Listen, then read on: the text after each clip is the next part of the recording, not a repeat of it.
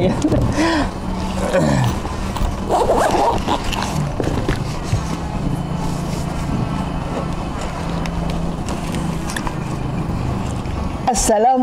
warahmatullahi wabarakatuh dan selamat pagi tuan-tuan dan puan-puan. Pada pagi ini kita bersama-sama dengan Tuan Aiman Ismail. Ini Tuan Aiman ini adalah pakar copywriting gaya yang syariah compliant di ABS Digital. Selamat datang tuan. Terima kasih puan. Senyum manis. Biasalah puan, terkejut.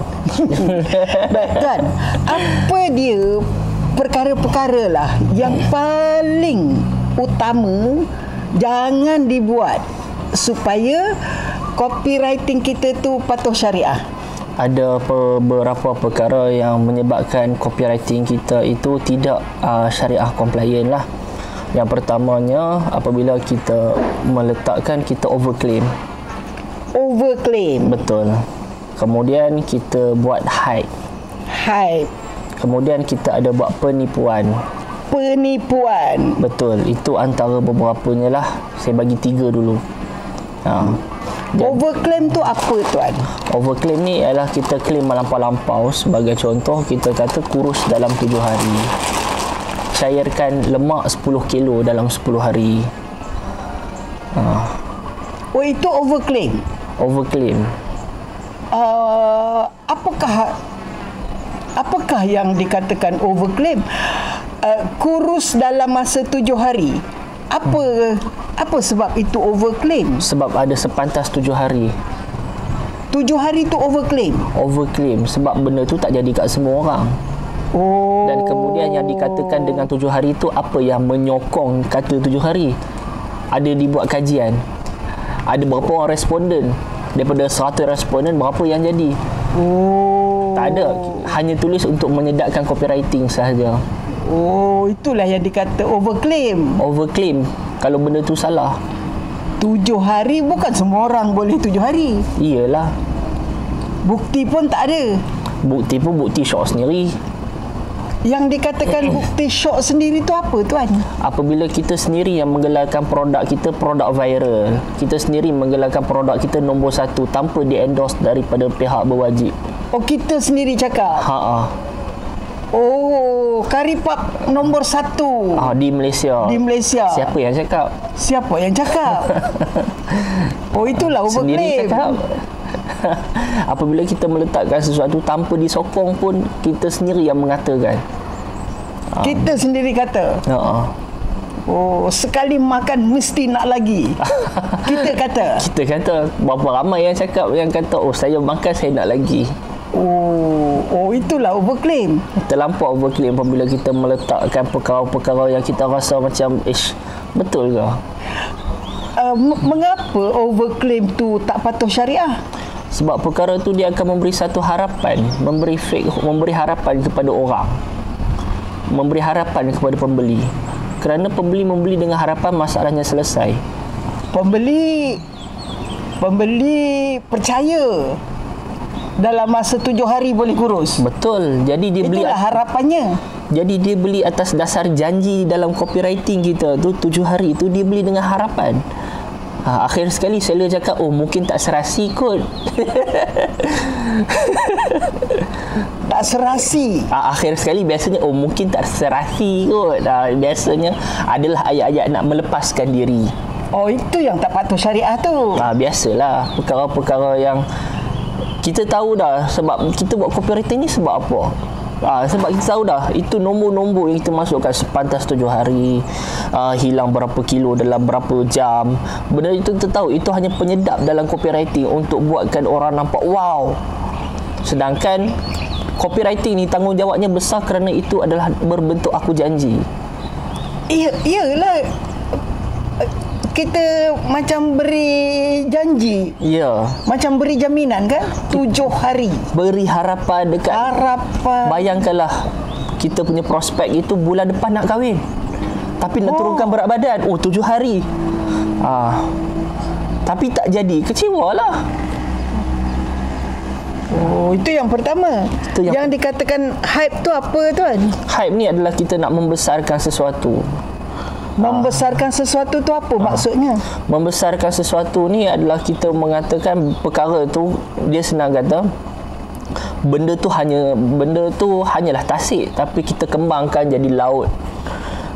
Sebagai contoh, kalau kita nak mengatakan apa orang kata sesuatu produk itu, dia more on bila kita ibaratkan dia sebagai vitamin terbaik ke, ataupun kita mengatakan terpantas ke, paling selamat ke, ataupun dari segi ciri penggunaannya paling mudah ke. Ini perkataan paling ni. Itu paling kata penguat. Kata penguat. Paling terbaik. Dia lebih kurang dengan hype lah. Dia lebih kurang sama dengan overclaim lah. Tapi hype ni more on kepada words yang kita gunakan. Paling tak jumpa di mana-mana dah. Hanya satu-satunya di Malaysia. Apa tu, dia meroket lah. Yes, perkataan. Ya. Meledak. Kejung-kejung jari. Itu hype ya. Bertubi-tubi. Bertubi-tubi. Dia more on kepada perkataan. Sampai lenguh tangan. Tidur tak lena, bunyi kecing-kecing. Itu hype ya. Dia more on perkataan. Alah, cakap benda simple tapi kita nak kita macam kita nak naikkan perisau Ajinomoto. Tapi kenapa itu tak patuh syariah? Sebab perkara tu benda tu kecil tapi kita besarkan. Jadi apa yang pelanggan nampak tu yang besar. Sedangkan hakikatnya itu cuma benda yang biasa. Yang kecil. Yang kecil. Tapi persepsi yang diberikan, wah, kejung-kejung jari, wah, tak tidur malam. Jualan meningkat 100%.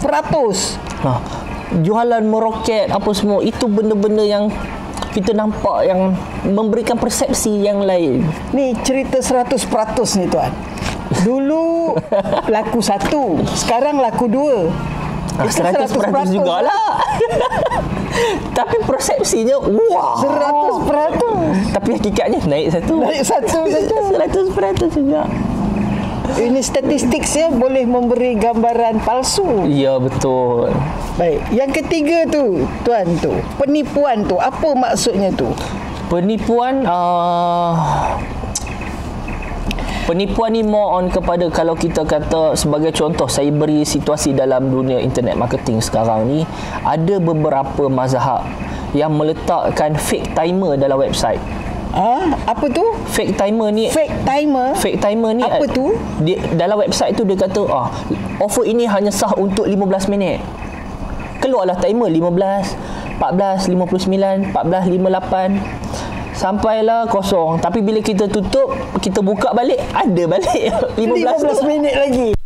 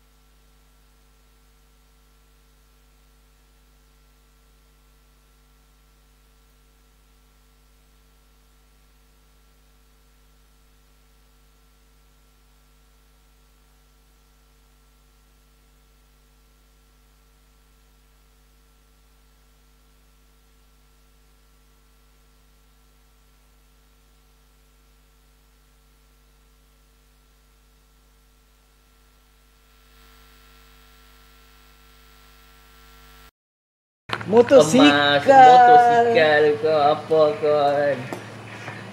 Tapi kalau dia tak bagi, dia menipu lah. Ya, betul.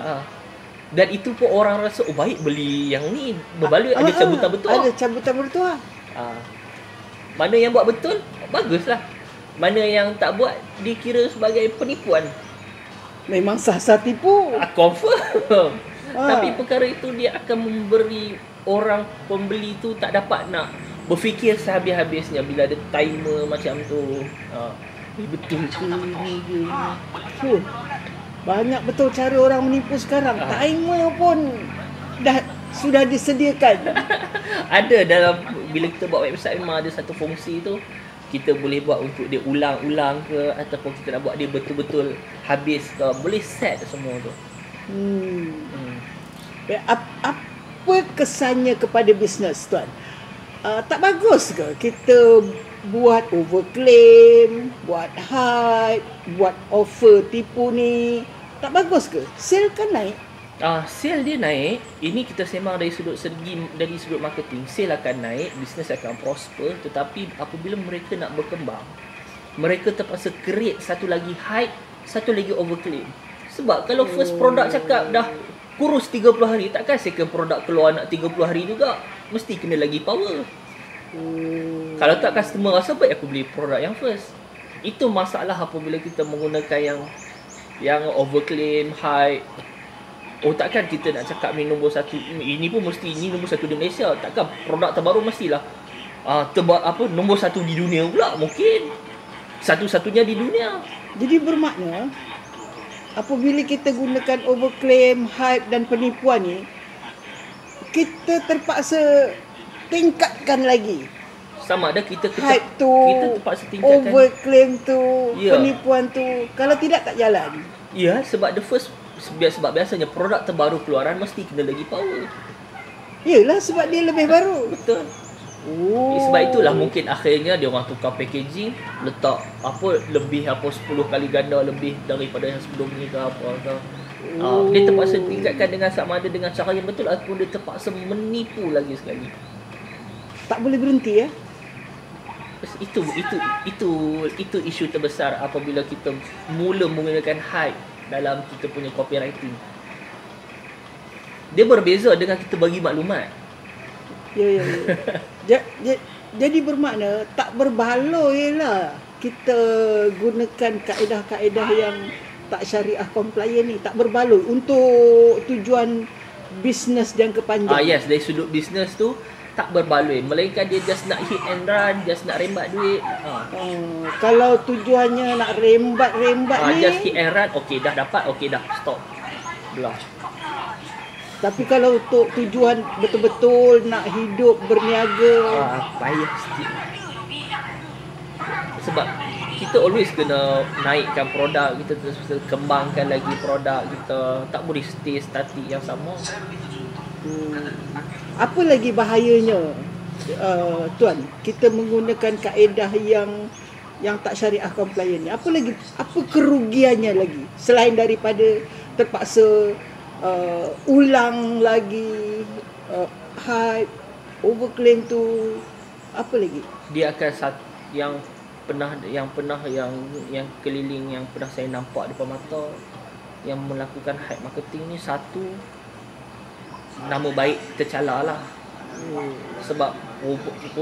Sebab bila tengok produknya tak seperti yang dijanjikan. Nama baik pun, customer hari-hari dok call apa semua, kenapa tak ni, kenapa macam tak ada apa semua ni, kenapa lagi tahu apa semua pening. Jadi tuan-tuan dan puan-puan, 3 perkara dalam copywriting yang tidak syariah compliant: overclaim, hype dan penipuan. Yang jelas, dan dia tidak bagus untuk tujuan perniagaan jangka panjang. Ya, betul. Untuk jangka panjang, we talk about business. So dari segi panjang tu payahlah. Lebih baik jangan dibuat. Start untuk buat copywriting beri maklumat saja. Ya, jadi gunakan copywriting yang memberi maklumat saja. Baik, terima kasih tuan. Sama-sama puan. Baik, sekianlah sahaja. Kita jumpa lagi dalam siri lain. Okay.